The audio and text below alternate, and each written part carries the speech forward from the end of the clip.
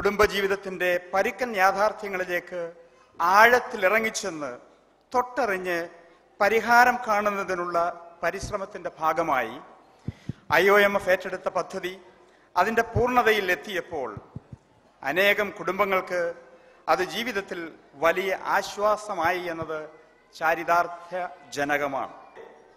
ഒരു ജനതയുടെ മുഴുവൻ സ്നേഹമാർജിച്ച ബഹുമാനപ്പെട്ട ജോസഫ് പുത്തമ്പുരയ്ക്കൽ അച്ഛനെ കുടുംബ ഭദ്രതയുടെ സന്ദേശം നൽകുവാൻ സന്തോഷപൂർവം ക്ഷണിച്ചുകൊള്ളട്ടെ. കടന്നു വരൂ, നമുക്ക് ദൈവസ്നേഹം കൊണ്ടൊരു വീട് പണിയാം. പരസ്പര വിശ്വാസത്തിൽ അടിത്തറ തീർത്ത് ത്യാഗത്തിന്റെ ഭിത്തികൾ ഉയർത്തി ക്ഷമയുടെ മേൽക്കൂര കൊണ്ട് ബന്ധിക്കാം. വിശുദ്ധിയുടെ വെൺചായം കൊണ്ട് മോടി പകർന്ന വീടിനുള്ളിൽ എന്നും പരിശുദ്ധാത്മ ഫലങ്ങൾ തിരിനാളമായി പ്രകാശിക്കട്ടെ. എളിമയുടെ അങ്കണത്തിൽ സഹനം പൂത്തൊലയുമ്പോൾ വീടിനുള്ളിലും മുറ്റത്തും തൊടിയിലും പ്രാർത്ഥന സൗരഭ്യമാകട്ടെ. അഭിവന്ദ്യ പിതാവേ, സ്നേഹബഹുമാനപ്പെട്ട വൈദികരെ, പ്രിയ സഹോദരി സഹോദരന്മാരെ, നമ്മളെല്ലാവർക്കും നമുക്ക് ലോകത്ത് കൈയില്ലാതെ ജനിക്കാം, കാലില്ലാതെ ജനിക്കാം, കണ്ണില്ലാതെ ജനിക്കാം. പക്ഷേ മനുഷ്യന് കുടുംബമില്ലാതെ ജനിക്കാൻ പറ്റില്ല. നമ്മളെല്ലാവരും പിറന്നു വീണത് ഒരു കുടുംബത്തിലാണ്. അതുകൊണ്ടാണ് കുടുംബത്തെ സഭ പിടിക്കുന്നത് ഗാർഹിക സഭ എന്നാണ്, കുടുംബസഭ. ഇപ്പം ലോകം നന്നാകണമെങ്കിൽ ആദ്യം കുടുംബം നന്നാകണം, കുടുംബം നന്നാകുമ്പം ലോകം നന്നാകും എന്നാണ് പറയുക. അപ്പം ഇന്ന് ഒരുപാട് അസ്വസ്ഥതകളൊക്കെ കുടുംബത്തിൽ മനുഷ്യർ അനുഭവിക്കുന്ന കാലഘട്ടത്തിൽ വേദപുസ്തകത്തിൽ നമ്മൾ വായിച്ചു കേട്ടു. വിശുദ്ധ മത്തായിയുടെ സുവിശേഷം 19-ാം അധ്യായത്തിൽ 1 മുതൽ 10 വരെയുള്ള വാക്യങ്ങളിൽ നമ്മൾ ഇപ്രകാരമാണ് വായിച്ചു കേട്ടത്: ദൈവം യോജിപ്പിച്ചത് മനുഷ്യൻ വേർപെടുത്തരുത്. കുടുംബത്തിലൊക്കെ വിവാഹത്തിൻ്റെ ആദ്യ നാളുകളിൽ വലിയ സന്തോഷത്തോടെ ജീവിതം ആരംഭിക്കുന്നവരുണ്ട്. 2 വാക്കുകളാണ് നമ്മൾ സാധാരണ ഉപയോഗിക്കുക. 1 വിവാഹം, 2 ദാമ്പത്യം. വിവാഹം എന്ന വാക്കിൻ്റെ അർത്ഥം ചക്കാത്തിൽ ചുമക്കാൻ പറ്റാത്തത്, എളുപ്പത്തിൽ എടുക്കാൻ പറ്റാത്തത്, പിള്ളകളിയായി വഹിക്കാൻ പറ്റാത്തത്, വിശേഷമായ വിധത്തിൽ വഹിക്കേണ്ടത് വിവാഹം. അതുകൊണ്ടാണ് ഏത് കളിതമാശ പറഞ്ഞു നടക്കുന്ന പെൺകുട്ടിയാണേലും കല്യാണം കഴിഞ്ഞ് 5-6 മാസം കഴിയുമ്പം ഇരുത്തമുള്ള പെണ്ണായിട്ട് മാറും. എത്ര വിളഞ്ഞു നടക്കുന്ന ചെറുപ്പക്കാരനാണേലും പെണ്ണ് കെട്ടി 3 മാസം കഴിയുമ്പം നല്ല പക്വതയും പാകതയുള്ളവനാകും. അതുകൊണ്ടാണ് അപ്പന്മാർ ആമക്കളോട് പറയാറുണ്ട്, പെണ്ണ് കെട്ടട്ടടാ നീ ശരിയായിക്കോളും. അനുഭവത്തിൽ നിന്ന് പറയുന്നതാ, ശരിയാക്കപ്പെട്ട അപ്പൻ അനുഭവിച്ചിട്ട് പറയുന്നതാ, പെണ്ണ് കെട്ടടാ നീ ശരിയായിക്കോളും. തള്ളമാര് പെമ്മക്കളോട് പറയും, കെട്ടിച്ചു വിടട്ടടി നീ ഒതുങ്ങിക്കൊള്ളും.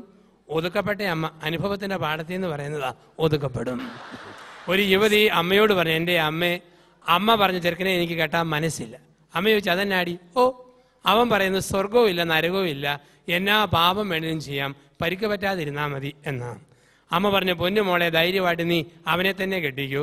നിന്നെ കെട്ടി 3 ആഴ്ച കഴിയുമ്പം നരകമുണ്ടെന്ന് അവൻ ഉറപ്പായിക്കോളും, ഇപ്പൊ സ്വർഗമുണ്ടെന്നും അറിയാതെ വിശ്വസിച്ചോളും.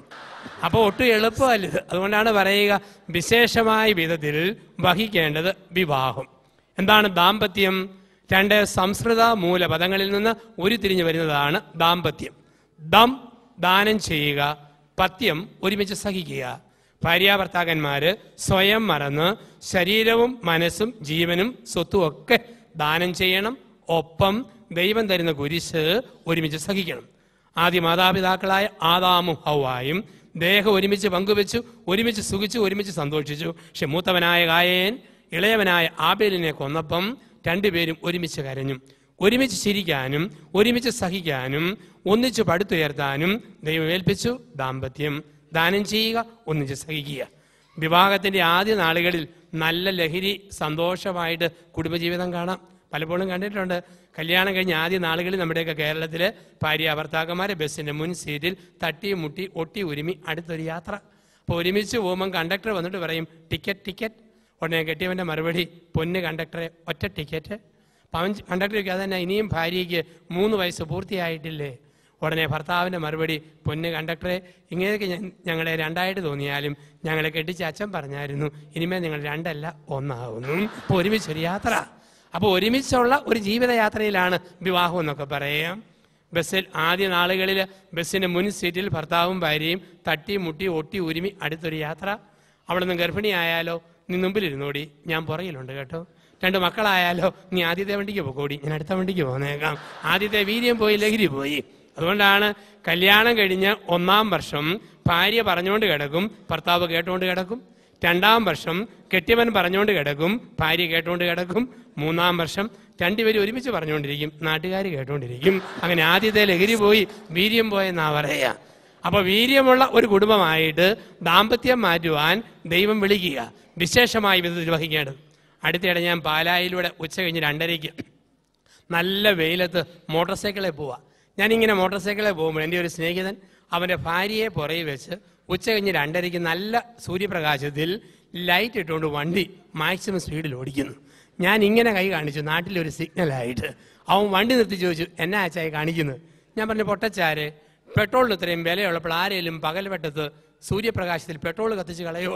അവൻ അച്ഛൻ മിണ്ടാതിരി അച്ഛാ, അപകടം പുറകിലിരിക്കുന്നു, അതാണ് ലൈറ്റ് ഇട്ടുകൊണ്ട് 2:30 വണ്ടി ഓടിക്കുക. അപ്പൊ ദാമ്പത്യ ജീവിതം എന്ന് പറഞ്ഞു കഴിയുന്നത് ഒരു അപകടത്തിന്റെ ജീവിതത്തിലേക്കല്ല. ദാനം ചെയ്യാനും ഒരുമിച്ച് സഹിക്കാനും ഒന്നിച്ചായിരിക്കുവാനും ദൈവം ചേർത്ത് വെച്ച ക്രൈസ്തവ ദാമ്പത്യ ജീവിതം. അതിനെ കാരണവന്മാർ വിളിച്ചു കുടുംബം. കൂടുമ്പോൾ ഇമ്പമുള്ളത് കുടുംബം, കൂടുമ്പോൾ ഇമ്പമില്ലെങ്കിൽ ഭൂകമ്പം എന്നാണ് പറയുക. ഒരുമയുണ്ടെങ്കിൽ ഒലക്കമേലും കിടക്കാൻ ദാമ്പത്യം, ഒരുമയില്ലെങ്കിൽ ഒലക്കമേലേ കിടക്കും, അത് കുടുംബജീവിതം. അപ്പൊ ദൈവം ഒരുമിപ്പിച്ച് ചേർത്ത ദാമ്പത്യ ജീവിതം. അവിടെയാണ് ആദ്യ പുരുഷനായ ആദാം ആദ്യ സ്ത്രീയായ ഹവ്വായോട് പറഞ്ഞ ലോകത്തിലെ 1-ാമത്തെ ഉടമ്പടി. വിശുദ്ധ വേദപുസ്തകം എന്ന് പറയുന്നത് ഉൽപ്പത്തി പുസ്തകത്തിലെ 3 ഉടമ്പടികളിൽ ആരംഭിക്കുന്നതാണ്. വേദപുസ്തകത്തിന്റെ ആദ്യ ഗ്രന്ഥമായ ഉൽപ്പത്തി പുസ്തകത്തിൽ 3 ഉടമ്പടികളാണ് കാണുക. ലോക ചരിത്രത്തിലെ 1-ാമത്തെ ഉടമ്പടി ദാമ്പത്യത്തിന്റെ ഉടമ്പടിയാണ്, വിവാഹത്തിന്റെ ഉടമ്പടിയാണ് 1-ാമത്തെ ഉടമ്പടി. ഉൽപ്പത്തി 2:23 ആദ്യ ഉടമ്പടി കാണാം.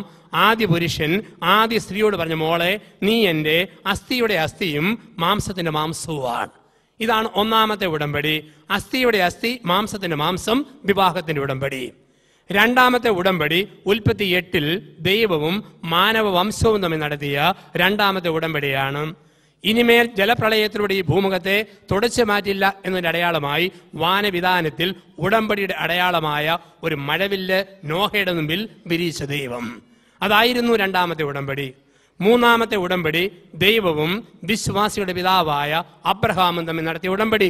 ഉൽപ്പത്തി പുസ്തകത്തിന്റെ 12-ാം അധ്യായത്തിൽ 6 മുതൽ 10 വരെയുള്ള വാക്യങ്ങൾ. അബ്രഹാമേ, സ്വജനത്തെയും പിതൃഭവനത്തെയും നീ ഉപേക്ഷിച്ച് ഞാൻ പറയുന്ന സ്ഥലത്തേക്ക് പുറപ്പെട്ടാൽ നിന്നെ ഞാൻ അനുഗ്രഹിക്കും. അനുസരിക്കുന്നവരെ അനുഗ്രഹിക്കുന്ന ദൈവത്തിന്റെ ഉടമ്പടി, ഒരു ജനതയുമായുള്ള ഉടമ്പടി, വിവാഹത്തിന്റെ ഉടമ്പടി. ഇപ്പൊ 1-ാമത്തെ ഉടമ്പടിയാണ് ഉൽപ്പത്തി 2:23. ആദ്യ പുരുഷൻ ആദ്യ സ്ത്രീയോട് പറയാ, മോളെ നീ എൻ്റെ അസ്ഥിയുടെ അസ്ഥിയും മാംസത്തിന്റെ മാംസവുമാ. എന്താ അതിന്റെ അർത്ഥം? അസ്ഥി വെറുതെ തുറന്നിരുന്നാൽ പോകുന്ന വഴിക്ക് ഭിത്തിക്കിട്ട് മുട്ടും, മരത്തിനിട്ട് തട്ടും, കല്ലേ ചെന്ന് തട്ടും, അങ്ങനെ അസ്ഥി പെട്ടെന്ന് പൊട്ടിപ്പോവും. മാംസവോ, അകത്ത് അസ്ഥിയില്ലെങ്കിൽ മാംസം തളതള കൊളവടാന്ന് കിടക്കും. ഇതാണ് മാംസത്തിന്റെ പ്രത്യേകത. കുടുംബത്തിൽ ഭർത്താവ് അസ്ഥിയാണ്. അവൻ തോന്നുന്ന പറയും, ക്ഷിപ്രകോപം, എടുത്തിയാട്ടം, തെറിക്കുത്തരം, മുറിപ്പത്തിൽ, തട്ടുക, മുട്ടുക, പൊട്ടുക, ബഹളം വെച്ച് നടക്കുക. അപ്പോൾ ഭാര്യ എന്ന മാംസം ഭർത്താവിനെ പൊതിയണം. പൊതിഞ്ഞിട്ട് പറയണം, അപ്പനാകട്ടോ ഇത് കൂട്ട് വർത്താനം പറയല്ലേ, കെട്ടിയവനാകട്ടോ കുറെ കൂടെ സ്റ്റാൻഡേർഡ് വേണം. ഇങ്ങനെ കൂട്ടത്തിൽ നിന്ന് പൊതിഞ്ഞു കൊടുക്കണം. പെണ്ണ് പ്രായമായിട്ട് വരിക കേട്ടോ, വല്ലതും കരുതിയിട്ടുണ്ടോ, ഇങ്ങനെ പുറകിൽ നിന്ന് പൊതിയണം ഭാര്യ.